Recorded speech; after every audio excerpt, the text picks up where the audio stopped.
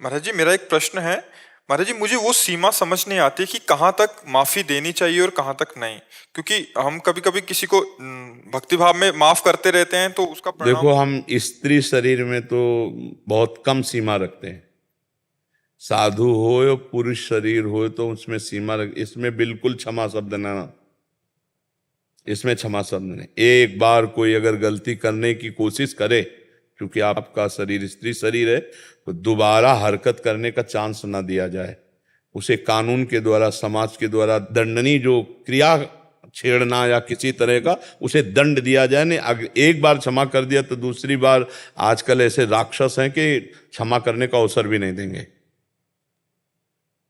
हमारी प्रार्थना समझना, प्रश्न का उत्तर सबके लिए एक जैसा नहीं होता। जैसे एक जैसे बुखार है, 50 लोग बुखार के गए तो एक ही जैसा बुखार थोड़ी होता। बुखार की अलग अलग क्वालिटियां होती हैं, उसके अनुसार उसकी दवा होती है। तो आपके लिए यह है कि प्रथम जो अपराध की चेष्टा करे तो प्रथम में ही उसको क्षमा ना करके दंड विधान के, तो उससे वो शासित हो जाएगा। अगर आपने मुस्कुराकर क्षमा भाव कर दिया कि चलो क्षमा, तो अगली बार अगला चांस तो आपको क्षमा का नहीं देगा सामने वाला। क्योंकि आसुरी प्रवृत्ति से लोग, और आसुरी प्रवृत्ति को दंड विधान के द्वारा ही शासित किया जा सकता है, विनय के द्वारा नहीं। आसुरी प्रवृत्ति का एक ही उपाय है दंड विधान, विनय नहीं। हां, चूक हो गई, गलती हो गई हमसे, अब दोबारा नहीं होगी, तो देखना चाहिए कि ये व्यक्ति गलत नहीं है पर चूक हो रही है, तो भाई जा, आगे से कभी किसी के साथ गलती मत करना, क्षमा किया। लेकिन अगर वो चूक ना करके दंडनीय अपराध की प्रवृत्ति में आगे बढ़ रहा है तो फिर हमें क्षमा नहीं करना चाहिए। अगर घर परिवार में ही ऐसे लोग जो बार बार शारीरिक और मानसिक प्रताड़ित करे तो कानून की तुरंत शरण लेनी चाहिए, चाहे पिता हो, चाहे भाई हो, चाहे चाचा हो, चाहे कोई भी हो। ऐसे को दंडनीय अपराध है, दंड देना ही चाहिए। अगर एक बार है तो चल जाता है कि मानो जैसे किसी ने कुचेष्टा कर, बुद्धि भ्रष्ट हो गई, कुचेष्टा की भावना, तो हमें लगता है कि अगर ऐसा कुछ हो कि ज्यादा नहीं, केवल चेष्टा मात्र, तो हम क्षमा करने की मार्ग में, कि शायद बुद्धि भ्रष्ट हो गई, खान पान दूषित हो गया और गलत भाव, तो वो संभाल सकता है अपने आप। लेकिन ऐसा कि पुनरावृत्ति हो रही हो तो फिर वो चूक नहीं है, फिर वो अपराध है। देखो, हम बच्चा तुम्हें बतावें, घर परिवार में या बाहर भी, अब ऐसे जो राक्षस क्रूर स्वभाव के हैं उनकी बात तो अलग है। नहीं, अपनी दृष्टि और अपने नेत्रों में पावर होना चाहिए। तो जल्दी कोई एक बात और समझ लो, हम बच्चापन से बाबा जी रहे तो ये इसका भी अनुभव है हमको, गंगा किनारे, कि अपनी दृष्टि पवित्र है और अपनी दृष्टि में जान है, तो दूसरी दृष्टि हमारे प्रति ज्यादा। और अगर कोई राक्षसी स्वभाव का है तो हमारा कानून है, हमारी समाज है, हमको उसको पेश करना चाहिए, क्योंकि उससे वो भी पवित्र होगा। अपराधी दंड पा करके पवित्र होता है और आगे से उसके अपराध प्रवृत्ति रुकने की गुंजाइश है। तो हमें लगता है, चाहे पिता हो, चाहे माता हो, चाहे भाई हो, चाहे बहन हो, चाहे कोई भी हो, यदि वो अपराध प्रवृत्ति की तरफ बढ़ रहा है तो मुझे दंड विधान उसको दिलवाना चाहिए, जिससे वो पवित्र हो, उसकी अपराध प्रवृत्ति रुके, अपराध प्रवृत्ति को आगे बढ़ावा ना दिया जाए। सद्भावना सबके प्रति है। लेकिन आजकल बच्चा, ऐसा वातावरण चल रहा है, पति पत्नी को, पत्नी पति को, पुत्र माता पिता को, माता पिता पुत्र को, कहीं भी कोई संबंध सुरक्षित नजर आ रहा है क्या? और अभी तो कलयुग के 5000 वर्ष हुए, 4,32,000 वर्ष है। तो आप तो थोड़ा बालिक भी हो, आप अपनी सुरक्षा कर सकती हो। कहीं इस तरह का बर्ताव हो जो आपके चरित्र को दूषित करने वाला हो, तो हमारे कानून की सहायता लेकर के उनको पवित्र करना है। अपराधी को दंड मिलना, उसके अपराध से निवृत्ति होकर अपराध प्रवृत्ति पर शासन होना है, उनका मंगल हो जाएगा और आप सुरक्षित हो जाओगी। और भगवान का नाम जप करो, सबके प्रति भावना ये करे कि सबकी बुद्धि शुद्ध हो, सबका मंगल हो। और एक सीमा है, जब उसके आगे कोई बढ़े तो फिर अपने को सुरक्षित रखना चाहिए। और ये बहुत, हर बच्चे को बात सुनानी चाहिए, ये हर बच्चे बच्ची को बात सुनानी चाहिए कि जिसका किसी भी परिवार के सदस्य से या पड़ोस से कहीं भी, वैसे तो स्कूलों में भी सिखाया जाता है अच्छा स्पर्श और बुरा स्पर्श, वो अंग्रेजी में टच, हाँ, ये ऐसा सिखाया जाता है बच्चों को भी कि अगर ऐसे कोई टच करे तो समझो गंदा आदमी है, ऐसे टच करे तो अच्छा आदमी है। तो आप तो बालिक हो, तो आदमी की एक दृष्टि में पता चल जाता है आप कैसे देख रहे हो। देखना और स्पर्श करना और बोलना, ये मतलब पता चल जाता है कि आपका मतलब क्या उद्देश्य है। तो हमको उसी समय सावधान हो जाना चाहिए। अगर पूज्य जन हैं, अपने परिवार के जन हैं, तो खुल करके बोलना चाहिए। क्या है तरीका आपका, ये आपका तरीका क्या है? अगर इस तरीके से आप, तो फिर हमारे भारत सरकार ने व्यवस्था की कानून की, आप जाकर के वो प्रार्थना पत्र दीजिए, रिपोर्ट कहते हैं, हाँ, या हाँ जो भी करते हैं उससे सुरक्षा में आइए। और माताओं बहनों को तो बहुत सावधानी की जरूरत है, विशेष सावधानी की जरूरत है। आजकल राक्षसी वृत्ति का इतना बोलबाला है कि थोड़े से भय में मतलब वो गलत सोच जाते हैं कि अगर मेरी बात ओपन हुई या ऐसा हुआ तो फिर वो मतलब जान पे खेल जाते हैं। लेकिन आप जैसे बच्चा कह रहे हो नाम जप करो, आप थोड़ा स्ट्रांग बुद्धि की बनो, मजबूत बुद्धि की बनो, ऐसे फिसड्डी बुद्धि ठीक नहीं है। गौरव शर्मा जी, सूरत, गुजरात से। राधे राधे महाराज। राधे राधे महाराज जी। महाराज जी, आपके चरणों में कोटि कोटि प्रणाम। महाराज जी, मैं पिछले 1 साल से आपकी कृपा से हर महीने आपके पास आता हूँ। महाराज जी, आपकी कृपा से जो भी गंदे आचरण थे छूट गए हैं। मुझे भरोसा है और आगे भी है कि सब छूट जाएगा।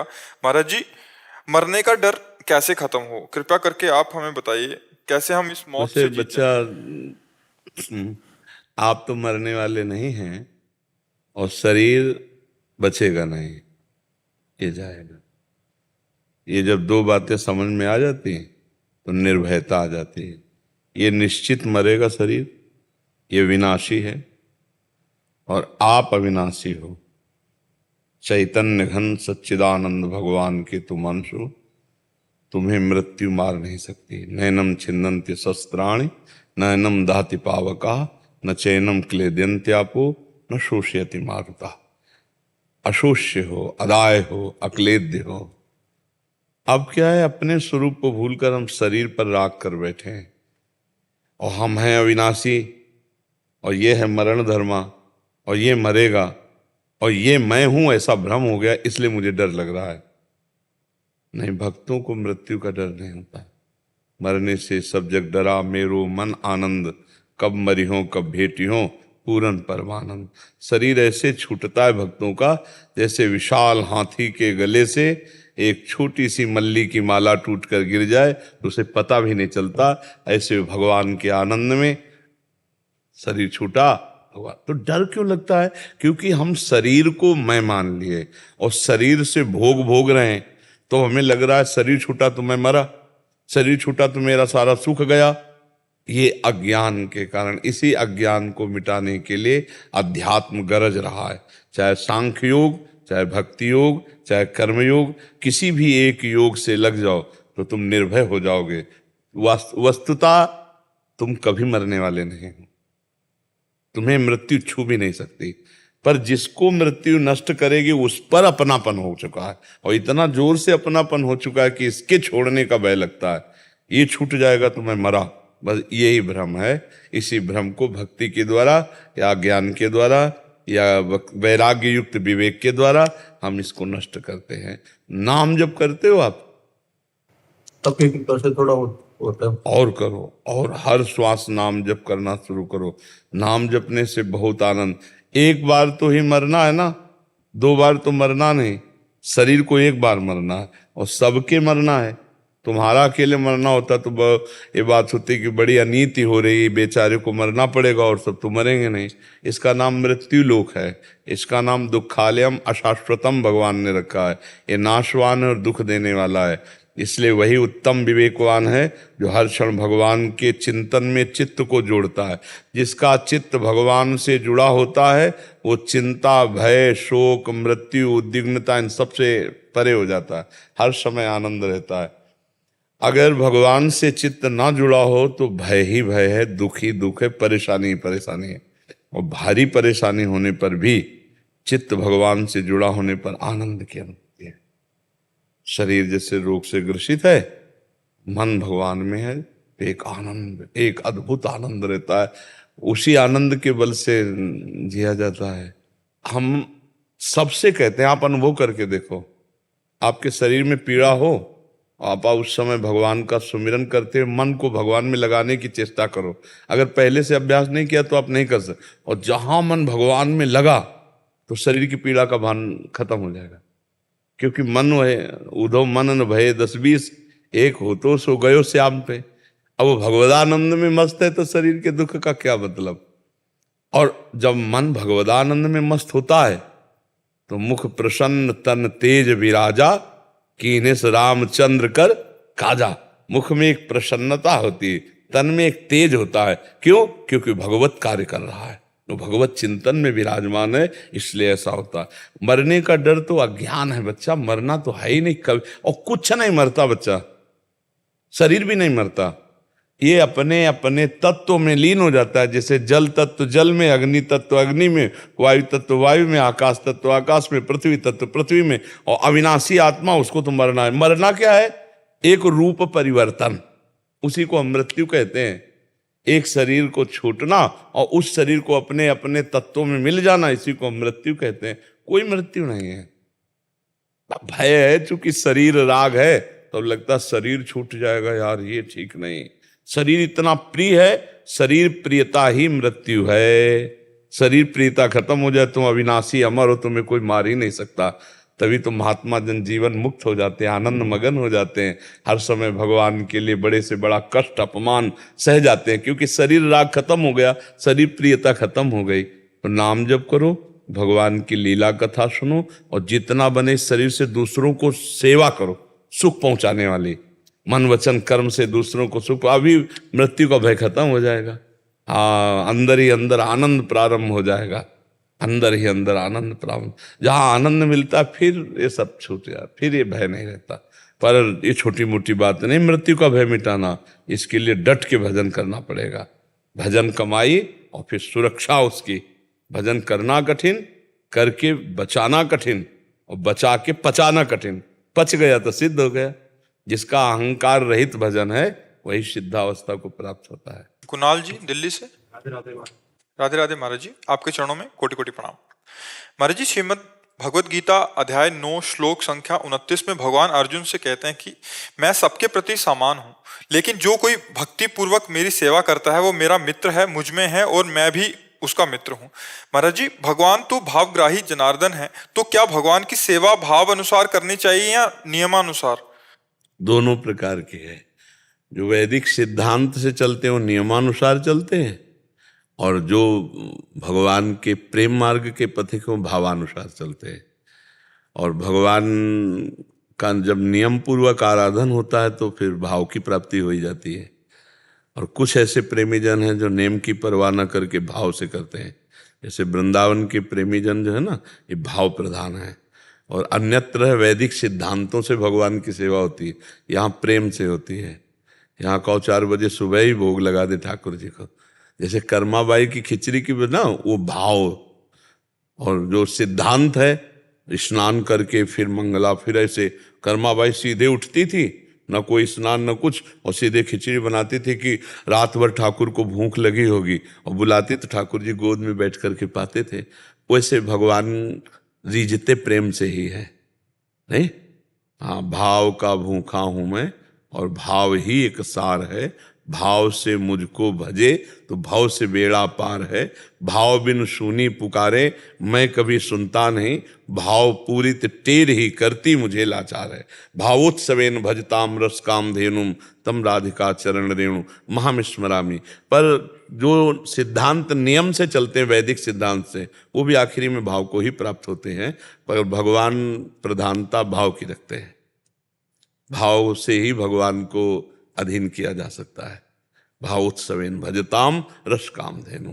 भाव में भर करके एक बाजरे की रोटी भोग लगाई तो ठाकुर धन्ना जाट के यहाँ पाए नहीं।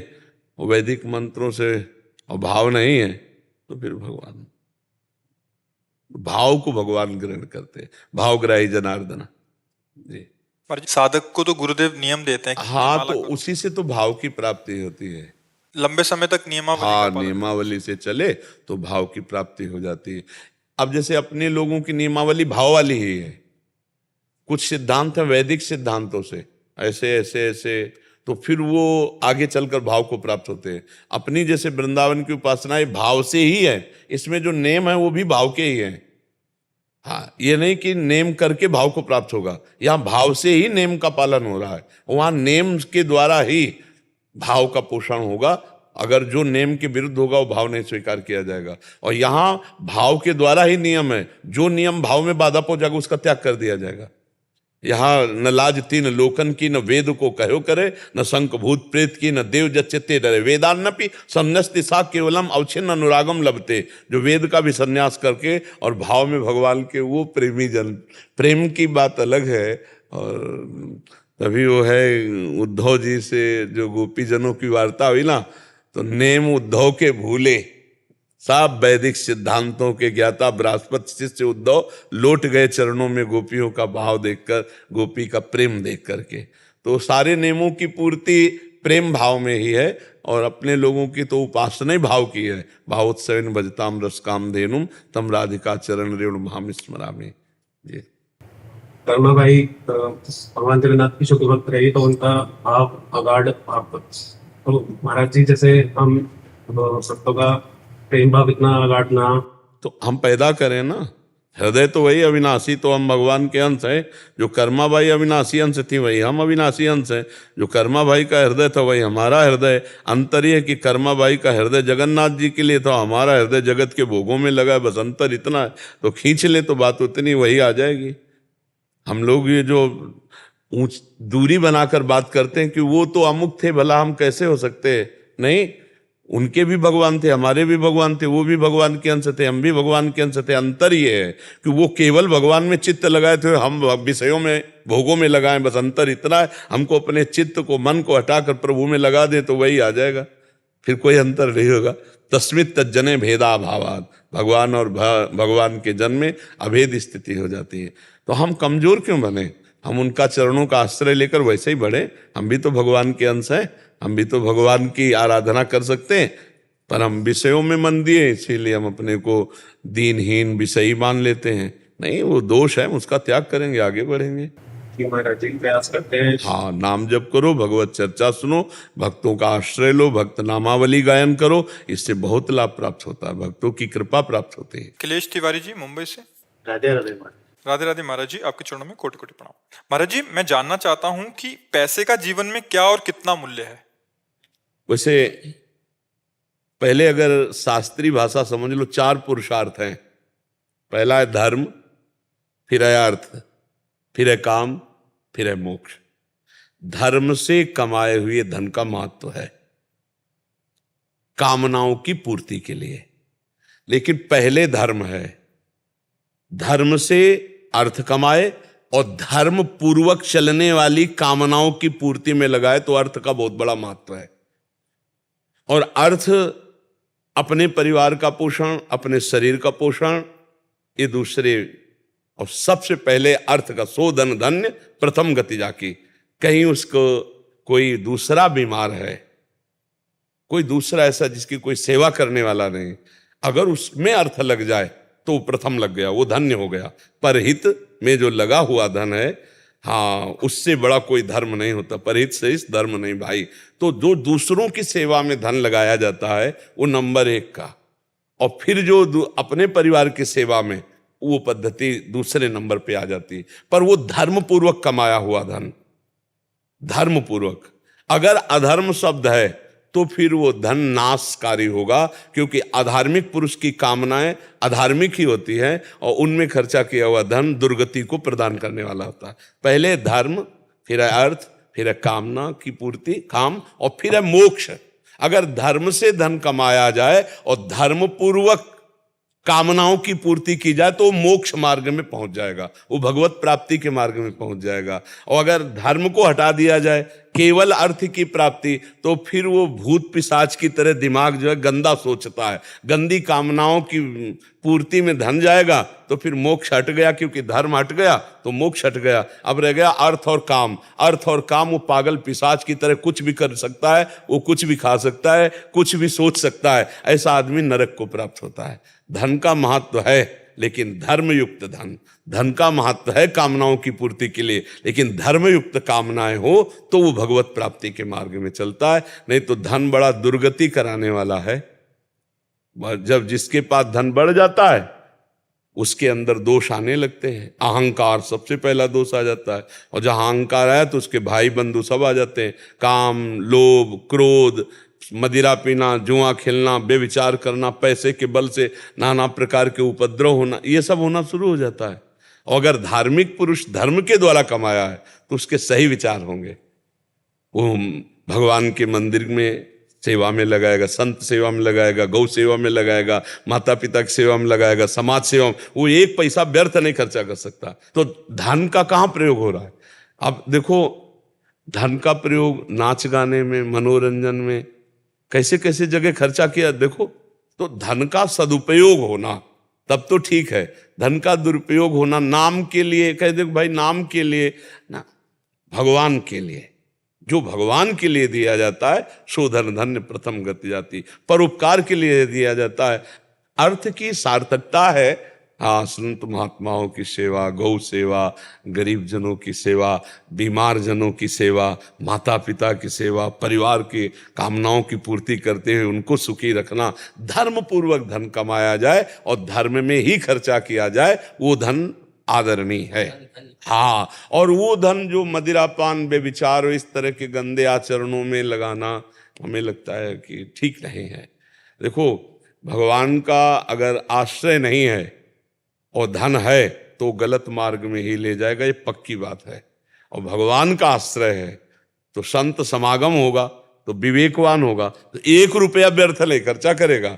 वो यही सोचेगा कि 1 रुपया भी ऐसी जगह खर्चा करूं जो धर्म युक्त हो, अधर्म की जगह ना खर्चा करूं। तो समझ पा रहे हो, धन का बहुत बड़ा महत्व तब है जब धर्म युक्त हो। महाराज जी, श्री जी की कृपा से अगर कभी दान करने का मौका मिलता है तो बहुत दुविधा में आ जाता हूँ, कितना दूं, क्या दूं, कैसे दूं। और अगर इतने में अगर कोई चला जाता है तो फिर मन बहुत जलता है। और अगर मैंने बिना सोचे समझे दे भी दे दिया तो फिर मन बोलता है बड़ा तू हीरो बन रहा है, मतलब।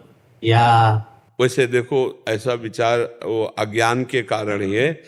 देने के बाद तो फिर चिंतन नहीं करना चाहिए, और इसके बाद देने के पहले अगर आपको पात्रता देखनी तो आप देख सकते हो कि जिसको मैं पैसा दे रहा हूं ये व्यक्ति शराब तो नहीं पिएगा जाके, ये व्यक्ति गलत तो नहीं करेगा।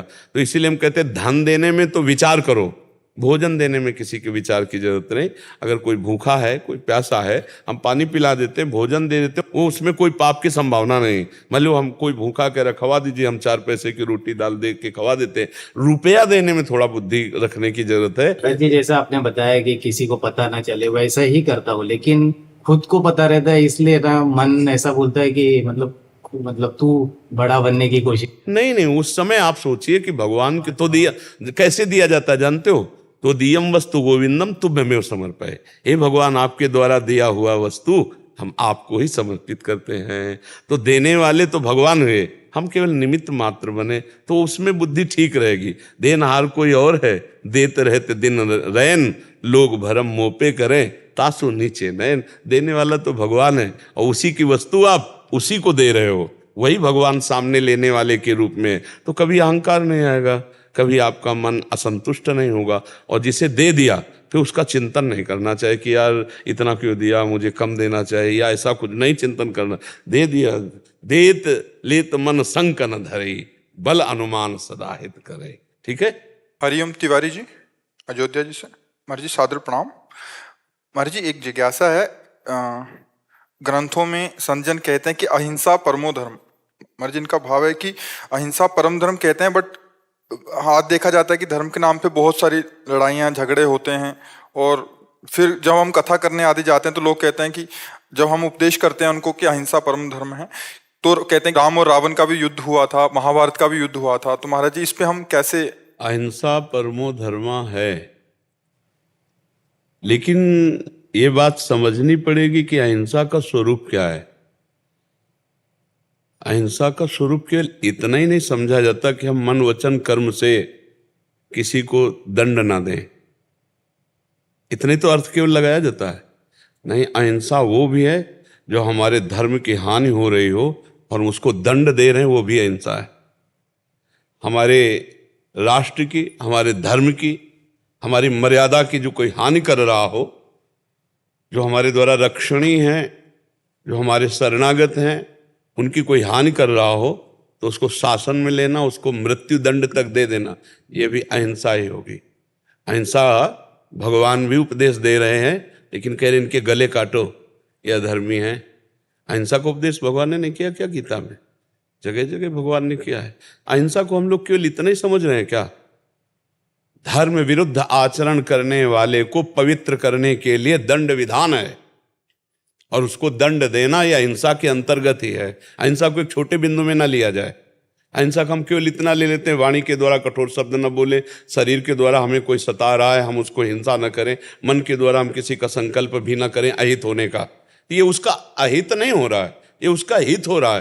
वो पापात्मा जीव जिएगा तो खुद पाप करेगा और लाखों को दुखी करेगा। इसलिए उसका इस समय दंड विधान के द्वारा पावन करना और उसको हिंसात्मक वृत्ति जो उसकी है उसको रोकना, ये सबसे बड़ी हिंसा होगी। अब इसको तो शास्त्र के वचन को केवल शब्दार्थी नहीं समझा जाता, भावार्थी भी समझा जाता है, अनुभवार्थी समझा जाता है, केवल एकदम शब्द पे लकीर नहीं खींची जाती है। इसीलिए संसारी लोग इस विषय को क्या जाने। भगवान जो अहिंसा का उपदेश करते हैं ब्रह्म ऋषियों के रूप में और भगवान के रूप में, तो देखो दंड देते हैं कि नहीं देते हैं? क्या ऋषि जन दंड नहीं देते? जो अहिंसा परमो धर्मा जिनके हृदय में बैठा हुआ है वो वेन के समीप जाते हैं और हुंकार मात्र से उसको मार देते हैं। कथा सुनाते हैं, आप तो जानते होंगे वेन चरित्र को। क्या वो अहिंसा को नहीं जानते हैं क्या? क्यों मार दिया?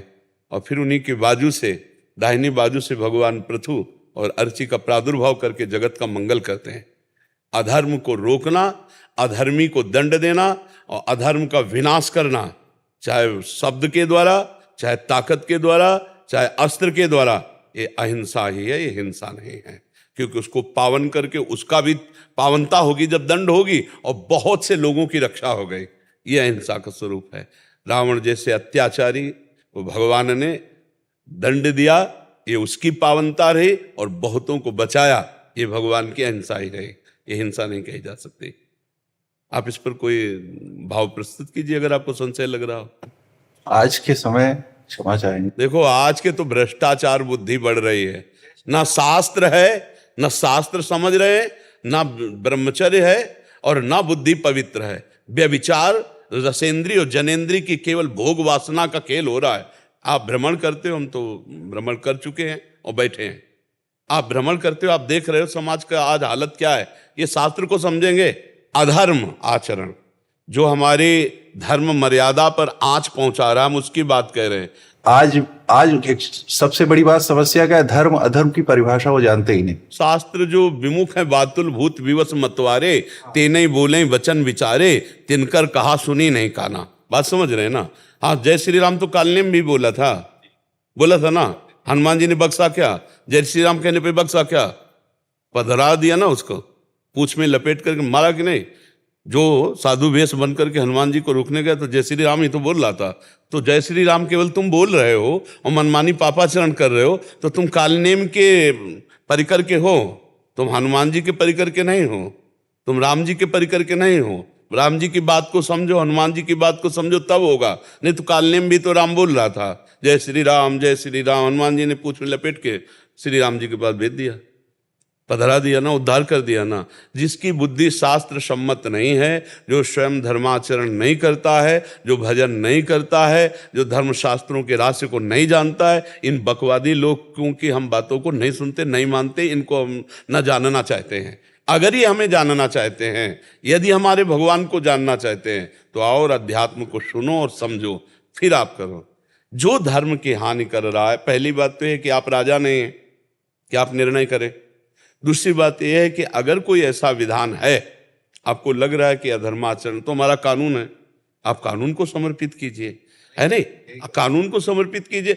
हम भगवान की मर्यादा को समझने के लिए पहले भगवत चरित्रों का अवगाहन करें, कानों से सुनकर मनन चिंतन करें, शास्त्र को हम श्रवण करें। इसीलिए वेदो नित्य मधीयताम, आचार्यों का आदेश है, संगासत्सु विधीयताम, महावाक्यार्थस्य विचारिताम, एकांते सुखमात्यताम। एकांत में बैठकर भगवान का। अब ये कहाँ रह गया है? हम तो बार बार व्यथित होते हैं इस बात से कि हमारे जो युवा पीढ़ी है वो ये girlfriend, boyfriend, live in relation और ये इंजेक्शन आदि की जो व्यसन वृत्तियाँ बहुत तरह, ये हमारी नई पीढ़ी को बहुत बर्बाद कर रहे हैं। अब इनके अंदर जो व्यसन की प्रवृत्तियाँ, व्यभिचार की प्रवृत्तियाँ, ये धर्म को क्या जाने, ये क्या जाने। ये उग्र स्वभाव मतलब हानिकारक अपने लिए भी और हमारे समाज के लिए भी हानिकारक है। देखो, हमारा जो धर्म है वो सबको आदर देने वाला है। जैसे भूमि है ना, इसमें सबको ही रह रहा है। क्योंकि जाने बिनु न होए प्रतीति, बिनु प्रतीत होए नहीं प्रीति। तो आज के समय में जानना ही नहीं कोई चाह रहा है। आपके माध्यम से वैसे बहुत जान रहे हैं, बहुत जान रहे हैं। हमें लग रहा है लाखों लोग सुलझ रहे हैं। अब तो किसी योग्य नहीं है, पर इतना जरूर है कि भगवान के आश्रित हैं, तो भगवान अपने निजजन की वाणी को वही पहुंचा रहे हैं, वही सबके हृदय में वैसे प्रभाव दे रहे हैं। करें करावें आप सब जने बढ़ाई दें, कर तो वही रहे हैं और बहुत बदल रहे हैं। अगर हम प्रयास करेंगे तो हमें लगता है कि हम बदल सकते हैं, क्योंकि हम भगवान के जन हैं। अगर हम सच्चाई से चलेंगे तो हम बदल सकते हैं। अगर हम एक एक बदलना शुरू करें अपने लोग ना, तो हम बहुतों को बदल देंगे। महाराज, सबसे ज़्यादा हमें जैसा कुछ पकड़ में आ रहा है आपके कथनानुसार, हम उपदेशकों की कमी हो रही है। हम जो उपदेशक हैं उसको व्यापार बना रहे हैं। हम जो उपदेशक हैं वो अपनी वासनाओं की पूर्ति का खेल खेल रहे हैं, इसलिए हमारे उपदेशों का कोई प्रभाव नहीं पड़ता है। अगर हम उपदेशक जगत मंगल के लिए बने, अगर हम दूसरों को स्वयं चख के बोल करके दें, जो हम शास्त्र पढ़े हैं वो हमारे जीवन का अनुभव हो, भले हमारे अंदर विद्वता नहीं, लेकिन हम जो खाया है वही बोल रहे हैं, तो निश्चित प्रभाव पड़ेगा। पूरा हलवा का वर्णन कर दिया, कभी बैठकर तसल्ली से बना के पाया? बोले नहीं, तो तुम्हारा वर्णन किस काम में आएगा, किसके ऊपर प्रभाव डालेगा? एक बार पहले तसल्ली से बनाते और बना के फिर हलवा पाते, और फिर जब हलवा का उपदेश करते तो तुम्हारे रोम रोम से हलवा का स्वाद दूसरों को आकर्षित कर लेता। तो कम से कम भगवदानंद का थोड़ा अनुभव हो तब तो है। अब यहाँ सब धन का, मान का, भोगों का बहुत आकर्षण चल रहा है। अब क्या एक गृहस्थ इस कथावाचक हो सकता है जो कथा से कोई नहीं लेना है? नहीं, भगवान की चर्चा गृहस्थ या विरक्त से मतलब नहीं है। भगवान की कथा करने का अधिकार सबको है जो आचार्य परंपरा से जुड़ा हुआ है। आचार्य परंपरा, गुरु परंपरा से जुड़ा हुआ है, वैदिक सिद्धांतों के अंतर्गत है, वो चाहे गृहस्थ हो या विरक्त हो, उसका अधिकार है। ये हम कहीं नहीं आज तक पढ़ा कि वो विरक्त वक्ता ही होना चाहिए। श्री सुखदेव जी जैसे केवल वक्ता, वो तो अद्वितीय हैं, ऐसा नहीं है। कोई भी भगवान की कथा कर सकता है। वो कौन? जो वैदिक सिद्धांत से जुड़ा हुआ, आचार्य परंपरा से, उसमें हम कोई शब्द लग रहे हैं, कोई शब्द जनरल में नहीं रख रहे हैं। और उसको चाहिए कि भगवत प्रसन्नता के लिए भगवत चर्चा करे, और भगवत कृपा से उसका भरण पोषण अपने आप होगा, अपने आप भरण पोषण होगा। विश्वास दृढ़ हो, बिनु विश्वास भगत ही नहीं है। ये बात हमारे हृदय में बैठ जाएगा तो भगवान जब हमारे अधीन हो जाएंगे तो यार रह क्या जाएगा? जिसके अधीन भगवान है उसके अधीन क्या नहीं हो सकता। यही तो हमारी कमजोरी हो रही है हम सबकी। आज युवा की स्थिति जो हो गई है महाराज, बहुत अच्छी हो जाएगी। आप तैयार हो, हम तैयार हो रहे हैं, 4 और तैयार होंगे, 100 तैयार होंगे, 500 तैयार होंगे, 1000 सुधर जाएंगे। हमें अपनी कमजोरी ठीक करनी है। अगर हम आप सुधर गए तो बहुतों को सुधार देंगे। होता क्या है महाराज, जैसे आप कहते हो कि आज हजारों बर्बाद हो रहे हैं, वो कह रहे हैं हजारों बर्बाद हो रहे हैं, लेकिन सुधरना हम आप शुरू करें, हम आप शुरू करें सुधरना, तो हम पूरे विश्व को सुधार सकते हैं। आप पक्की बात समझ लीजिए। अगर हम आप बिगड़ना शुरू करते हैं, हम ऊपर न थोपें किसी के, हम आप सुधरना शुरू करें, हमारी गलती है, हम धर्म उपदेष्टाओं की गलती है, जो हम अपने आचरणों से इतने भ्रष्ट हो रहे हैं, इतने गिर रहे हैं कि वो सामने वाला श्रद्धा ही खत्म कर दिया है। और ऐसी सीरियल, ऐसी नौटंकी नाटक दिखाए जाते हैं कि उपदेष्टाओं के प्रति आस्था ही नहीं रह गई, साधु महात्माओं के प्रति आस्था ही नहीं रह गई, तो गलती हमारी हो रही है। ये धर्म भ्रष्ट आचरण हमारे द्वारा जो होते हैं ना, हम प्रवक्ताओं के द्वारा, तो वही सब मिटिया मेट कर देते हैं कि ये क्या है, खुद ऐसे हैं। आजकल का युवा जो है सिर्फ छोटी सी लालच के लिए कितना बड़ा नुकसान कर रहा है। ये बात सब लोग समझ जाए तो अच्छा है कि आपका किया हुआ शुभ और अशुभ कर्म ही आपको सुख दुख दे सकता है। बाहरी किसी की भी ताकत नहीं है। आपका अगर कर्म भ्रष्ट है तो आपको दुख भोगना पड़ेगा। और आप किसी को कुछ मत करो, भगवान का नाम जप करो, धर्म पूर्वक आचरण करो, किसी का अहित ना करो, आपका आशीर्वाद ही आशीर्वाद की भीड़ आपके ऊपर लग जाएगी। मेरे रघुनाथ जी से लोग क्यों नहीं सीखना चाहते? भगवान से विमुख कर रहे हैं। ये जो हमारे आचरण है ना, ये आचरण भगवान से विमुख कर रहे, तो पापवंत कर सहज स्वभाव, भजन मोर ते भाव लकाओ, जो पे दुष्ट हृदय सोई हुई, मोरे सन्मुख आओ कि सोई। भगवान से इसीलिए विमुख हो रहे। पर हमें धन्यवाद आपको देना है कि आपके हृदय में हमारे समाज के लिए पीड़ा है। अगर हम 4 लोग मिलकर ऐसे ही समाज के लिए, वास्तविक तभी देखो समाज का हम हित कर सकते हैं जब हमारा लोभ न हो। अगर लोभ होगा तो फिर वो ड्रामा हो जाएगा, वो समाज हित नहीं होगा। बस इतना समझ लो। वो असफल हो रहे हैं, वो अपने जीवन में भी सफल नहीं हो पा रहे हैं क्योंकि वो गलत दिशाहीन हो। लेकिन हम देख रहे हैं बहुत नौजवान बदल रहे, क्योंकि ऐसे ऐसे आते कहते 40 वर्ष से मैं शराब पीता था, कभी जिंदगी में छोड़ सकता हूँ, ऐसी मेरी भावना ही नहीं थी, पर मैंने जब से सुना तो छोड़, बहुत बदलाव हो रहा है। तो अगर हम 10-5 लोग ऐसे प्रयास करें तो हमें लगता है कोने कोने में हम ज्ञान दीपक जगा सकते हैं। आप सिर्फ यही मैसेज मैं तो चाहूंगा आज कि आज जो युवाओं की जो दिशाहीनता हो गई है, जो युवा दिशाहीन हो गया है, आज जो रामचरितमानस और गीता जी का आश्रय नहीं ले रहा है, कम से कम एक पन्ना तो रामचरितमानस का यदि अर्थ सहित एक दिन पढ़ेगा तो मुझे लगता है कि जिस दिन यत पूर्वम तक पहुंचेगा उसके जीवन में क्रांति आ जाएगी। तो हम चाहते हैं जैसे आप लोग नौजवान हैं, आप लोग शास्त्र ज्ञान रखते हैं, तो आप लोग जा करके निष्कामता, आप ये समझो निष्कामता ही घसीट सकती है। आज जो इतनी चरित्र भ्रष्टता है, मोबाइल में देख लो, मन में चिंतन करो और शरीर में आप क्रिया में उतार लो। कोई बहुत सहजता है ये, और मर गए फिर किसी काम में। जिसका ब्रह्मचर्य नष्ट हो गया, जो अजितेंद्रिय है, वो भगवत उपदेशक सफल नहीं हो सकता। वो भगवत उपदेशक सफल नहीं हो सकता। अजितेंद्रिय भगवत उपदेशक सफल नहीं हो सकता, क्योंकि वो विषयों की विलासिता में तो क्या भगवदानंद का अनुभव करेगा। जिन जिन महापुरुषों के द्वारा अगर प्रकाश हुआ है तो उन्होंने अपने आप को तपाया है, जलाया है, अपनी इंद्रियों को, अपने मन को प्रभु के आनंद में छकाया है, फिर जगत का मंगल हुआ है। क्या सनातन की परिभाषा कोई आज तक जान पाया है? सनातन तो अनंत है, इसको कैसे जान पाओगे? क्या पृथ्वी को आप नाप सकते हैं? क्या आकाश को आप नाप सकते हैं? क्या आप जल को नाप सकते हैं?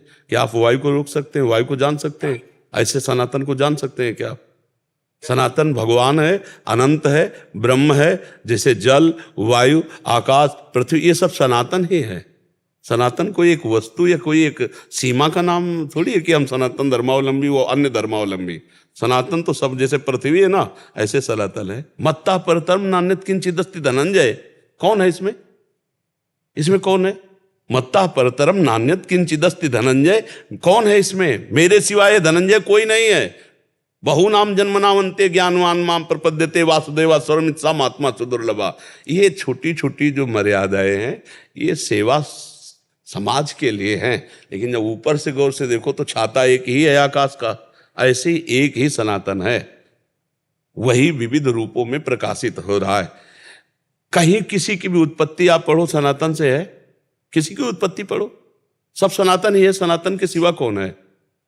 ये बात युवाओं को कब समझ में आएगी सर? जब वो बात सुनेंगे, समझेंगे, बैठेंगे तब। कई बार सनातन के विषय में जब चर्चा की तो हम कहा छोटी छोटी मेड़े हटाओ भाई, अब समय की मर्यादा है, नहीं तो चर्चा, प्रश्न, पीड़ा तो बहुत ज्यादा है। अच्छा, हमें लगता है आप पीड़ा मुक्त हो जाओ आज से। हो यही सोई जो राम रचि राखा, को करी तर्क बढ़ावे, अस कही जपन लगे हरि नाम। बढ़िया, हमको क्या करना है? नाम जप करते हुए हे मंगल भवन, हम ये चाहते सर्वे भवन्तु सुखिनः। हाँ, तो सब मंगल होने लगेगा। आपकी दृष्टि मंगल हो जाए तो सब मंगल होने लगेगा। नहीं, आप कब तक परेशान रहेंगे? नहीं, आप एक और दृष्टि है जिसे ब्रह्म दृष्टि कहते हैं, उसमें न्यून और उत्तम दृष्टि का त्याग कर दिया जाता है। उसमें परमानंद रहता। ब्रह्मभूता प्रसन्नात्मा न सोचति न कांक्षति। यहां दूसरा कोई है ही नहीं। प्रभु, अब आखिरी बात, कोई नहीं है। अभी और दृष्टि को संभालो, आप अपनी दृष्टि को और दृष्टि को संभालो। बहुत आपको याद होगी जड़ चेतन जग जीव जत सकल राम मैं जानी, बंदो सबके पद कमल सदा जोरि जुग पान। कमी कहाँ हो रही मेरे अंदर? उमाज राम चरण रत विगत काम मद को, निज प्रभु में देखें जगत कैसन करें। अभी आनंद हो जाओ, अभी आनंद हो जाओ। ये न था न है न रहेगा, न था न है न रहेगा। ये दीर्घ स्वप्न है, सत्य नहीं है। उमा कहूं मैं अनुभव अपना, सत हरि भजन जगत। काहे को सपने की चर्चा में समय व्यर्थ कर रहे हैं? आओ सत्य में नाचो थोड़ी देर। ये बात समाज की कर ली, इसके बाद अपने स्वरूप में। वही था। और अपने हमको किसी चीज की कोई अपने संशय स्वरूप है में आ ही जाओ, नहीं। अपने स्वरूप में आ जाओ। ब्रह्म भूता प्रसन्नात्मा न सोचति न कांक्षति। आई नहीं, दीर्घ स्वप्न है ये, कुछ नहीं। न सत न असत, केवल मैं ही मैं, या केवल तू ही तू। और मैं तू में तो फंस जाओगे फिर। मैं और मोर तूर तय माया। या तो तू ही तू, या तो तू ही तू, और या फिर मैं ही मैं। तू ही तू भक्ति, मैं ही मैं ज्ञान। एक में आ जाओ, मैं तू हटाओ, शांत हो जाओ। जो आपसे करवा रहे हैं आप कीजिए, जो हो रहा है उसे देखते रहिए, तभी मस्त रहेंगे। नहीं तो महाराज और सुधरे न सुधरे आप बिगड़ जाओगे, आप असंतुष्ट हो जाओगे, आप अशांत हो जाओगे, ले जाओगे। आखिरी बार अपने कनक भवन सरकार की तरफ से आपको बहुत बहुत स्नेह, बहुत बहुत जय सिया राम। अविनाश कुमार जी बिहार से। राधे राधे गुरुदेव। गुरुदेव, आपने एक बार सत्संग में बोला था कि जो मनुष्य एक बार वृंदावन आ जाता है उसका दोबारा जन्म नहीं होता। प्रभु, मैं तो अधम, मैं बहुत गलत कार्य किया हूँ और राधा राधा नाम भी जप करता हूँ, परंतु मेरे अंदर एक ठसक बैठ गई है कि मैं जैसा भी हूँ अपने राधा रानी का हूँ और मुझे श्री जी की ही प्राप्ति हो। गुरुदेव, मैं आपसे जानना चाहता हूँ कि क्या मुझे। हाँ, इसमें थोड़ा एक सुधार करना है कि जैसे हम भूल से गलत मार्ग में जा रहे थे, अब हम सही मार्ग में आ गए, तो हमारे कदम गलत मार्ग की तरफ न जाए। अब लो नशानी अब ना नशे हो। हाँ, मन तो देखो, मन तो समस्या सबकी है। मन हमारा गलत मार्ग में जो गया है वो बार बार प्रलोभन देगा, लेकिन अब हमको नहीं जाना है। जैसे आपने कहा हम ठसक ला रहे हैं कि हम राधा रानी के, तो हम उसी ठसक से हमें कहें कि अब हम नहीं पिएंगे, अब हम गंदा भोजन नहीं करेंगे, अब हम व्यभिचार नहीं करेंगे। तो जबरदस्ती कौन करा लेगा? मन हमारा जब उस तरफ जाता है तो हम उस तरफ ना जाएं, उस तरफ से रोकें, क्योंकि वो गलत है तो हम रोक सकते हैं। ऐसा नहीं कि नहीं रोक सकते। देखो, आपने रोका कि नहीं रोका? आप पीछे कह रहे हैं कि हमसे गलतियां हुई, अब हमने गलतियों का सुधार किया, तो रोक पा रहे हैं ना। फिर भी मन उधर जा रहा है, फिर भी मन उधर की तरफ आकर्षित करता है, उसे बार बार रोकते रहो तो एक दिन मन आपके अधीन हो जाएगा और आपका एक प्रश्न खत्म हो जाएगा। किसी के प्रति गलत सोच रहे हैं। सोचना उतनी खास बात नहीं है, क्रिया ना होने पावे। सोचने में तो स्फुरणा हो सकती, किसी के भी, हमारे भी हो सकती है, आपके भी हो सकती है, लेकिन क्रिया ना होने पाए। क्रिया होने पर सोचने का दंड नहीं है। कलिकर एक पुनीत प्रतापा, मानस पुण्य और हो ही नहीं पापा। सोचने का दंड नहीं है, पर सोच क्रिया में ना उतरने पाए, इतनी चतुरता रखो तो धीरे धीरे सोच भी खत्म हो जाएगी।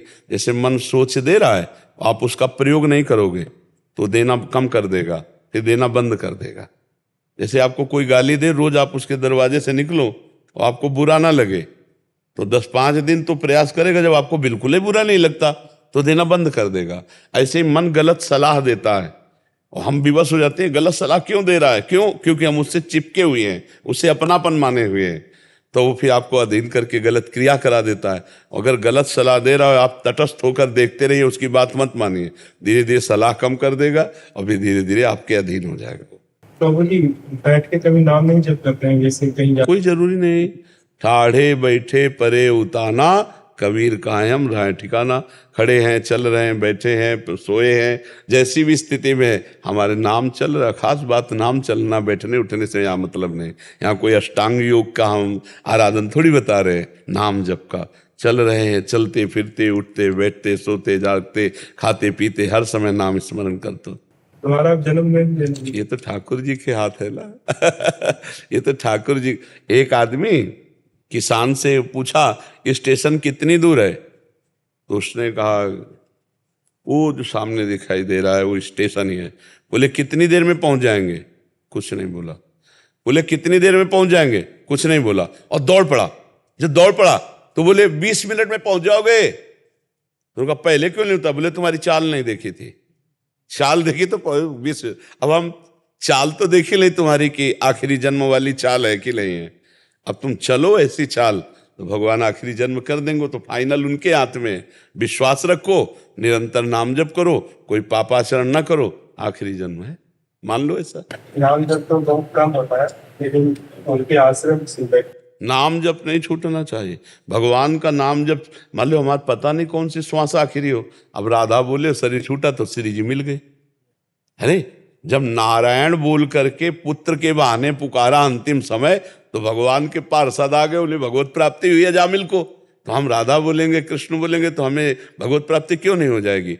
नाम जरूर जपना। आश्रय का मतलब है स्मरण, अगर भगवत विस्मरण हो गया तो फिर आश्रित कहाँ रहे। नाम जप करो, ठीक है।